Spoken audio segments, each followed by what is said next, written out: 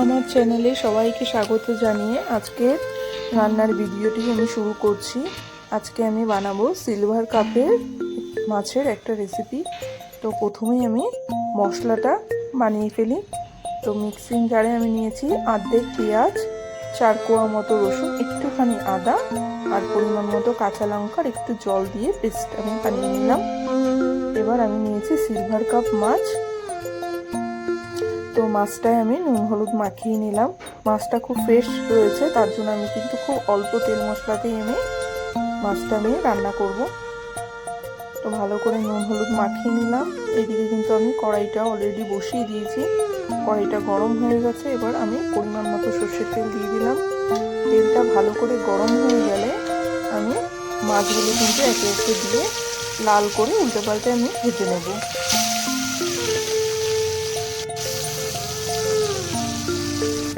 ভালো করে ভেজে নেওয়ার পরে মাছটা আমি তুলে নিলাম। নেওয়ার পরে ওই তেলের মধ্যে আমি দেবো ফোড়নে সাদা জিরে আর বেশ মোটা মোটা লম্বা করে আমি কেটে রেখেছিলাম আলু। সেই আলুগুলো কিন্তু আমি দিয়ে আমি একটু ভেজে নেব। সেই আলুটা ভাজার জন্য আমি অল্প একটু লবণ আর অল্প একটু হলুদ গুঁড়ো দেবো, দিয়ে তা একটু ভেজে নেব।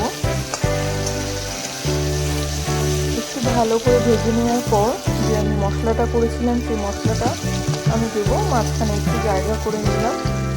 এবার পেস্ট করে রাখা মশলাটা আমি অ্যাড করে দিলাম এর মধ্যে, দিয়ে সমস্ত কিছু ভালো করে আমি মিশিয়ে নেব। খুব অল্প তেল মশলায় কিন্তু আমি রান্নাটা করে রাখছি। এবার আমাদের যে ডেলি মশলাটা আছে, লবণ পরিমাণ মতো দেবো, হলুদ গুঁড়ো আর দেবো লঙ্কার গুঁড়ো। আমি কিন্তু জিরের গুঁড়োটা দিই, আপনারা চাইলে দিতে পারেন। দিয়ে সমস্ত কিছু ভালো করে আমি এবার দেবো মিক্সি দেওয়া অল্প একটুখানি জলটা দিয়েও আমি সমস্ত কিছু ভালো করে মিক্স করে নেবো। এবার আমি একটা বড় সাইজের টমেটো কেটে রেখেছিলাম বড় বড় করে, সেটা আমি দিয়ে দিলাম। টমেটো যাতে পুরো না গলে যায় তার জন্য কিন্তু আমি কষানোর টাইমে দিলাম। এটা একটু গোটা গোটা থাকলে কিন্তু খেতে ভালো হয়। এইভাবে মাছের ঝোল বানিয়ে খেয়ে দেখবেন, খুব ভালো লাগে, দারুণ টেস্ট হয়। তো যাই হোক, সমস্ত কিছু ভালো করে আমি কষিয়ে নেব। কষিয়ে নেওয়ার পরে তারপরে আমি দেবো কিন্তু পরিমাণ মতো জল। ভালো করে একটু টাইম নিয়ে এটা কষিয়ে নিতে হবে। সমস্ত কিছু কষানো হয়ে গেছে, এবার আমি পরিমাণ মতো জল দিয়ে দেবো। জলটা দিয়ে আমি একটু ভালো করে নাড়িয়ে দিলাম।